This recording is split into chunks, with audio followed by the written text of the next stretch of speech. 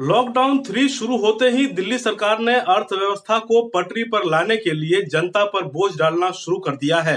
सरकार ने सबसे पहले तो शराब पर कोरोना टैक्स लगाया और अब पेट्रोल और डीजल के दाम में भी बढ़ोतरी का फैसला किया गया है। पेट्रोल पर वैट 27% से बढ़ाकर 30% कर दिया गया है, जबकि डीजल पर भी वैट 16.75% से बढ़ाकर 30% कर दिया है।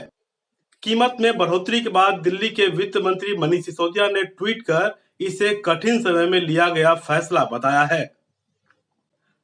पेट्रोल और डीजल की कीमतों में बढ़ोतरी पर विरोध भी शुरू हो गया है।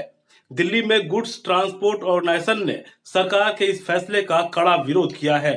ऑर्गेनाइजेशन ने सरकार से तुरंत बढ़े हुए दाम को वापस लेने की मांग की है। इस दुखद समय में, इस कठिन समय के अंदर हम लोगों ने जैसे अपनी सेहत की परवाह ना करते हुए, हमारे ड्राइवरों ने जैसे अपनी सेहत की परवाह ना करते हुए अपने को कोविड से बिल्कुल ऐसे करके कि जैसे कोविड ट्रांसपोर्टरों को होगा ही नहीं, और दिन रात एक करके हमने दिल्ली के अंदर किसी भी तरह की सप्लाई चेन को नहीं टूटने दिया।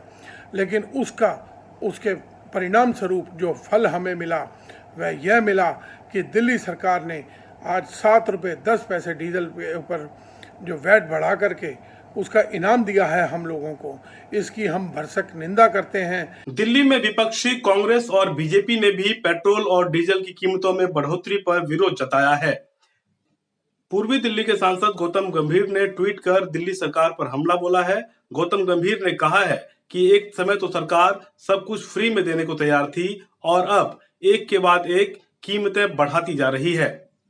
आज डीजल पेट्रोल के जो दाम बढ़ाए, डीजल पे जो कमाल किया है सरकार ने, दुगने दाम बढ़ा करके, और पेट्रोल पे 20% 15% बढ़ा करके दिल्ली की जनता की कमर तोड़ दी। एक तरफ सरकार कोरोना से लड़ाई लड़ने का ढिंढोरा पीट रही है और दूसरी तरफ कोरोना को कमजोर करने के लिए लोगों के ऊपर महंगाई के दबाव बढ़ा रही है, महंगाई बढ़ा रही है, लोगों का जीना मुश्किल हो रहा है। कांग्रेस इस बात की भर्त्सना करती है, निंदा करती है, और अगर जो इनको वापस नहीं दिया दिल्ली सरकार ने, केजरीवाल ने, तो कांग्रेस सड़कों पे आएगी और जनता भी सड़कों पे आएगी।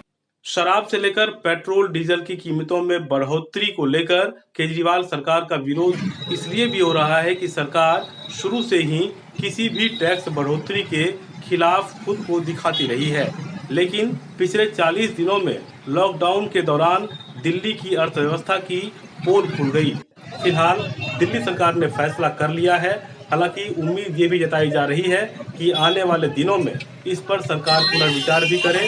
लेकिन फिलहाल सरकार के सामने सबसे बड़ी चुनौती अर्थव्यवस्था को पटरी पर लाने की है। लिहाजा कड़े फैसले लेने में सरकार पीछे भी नहीं हटती दिख रही है।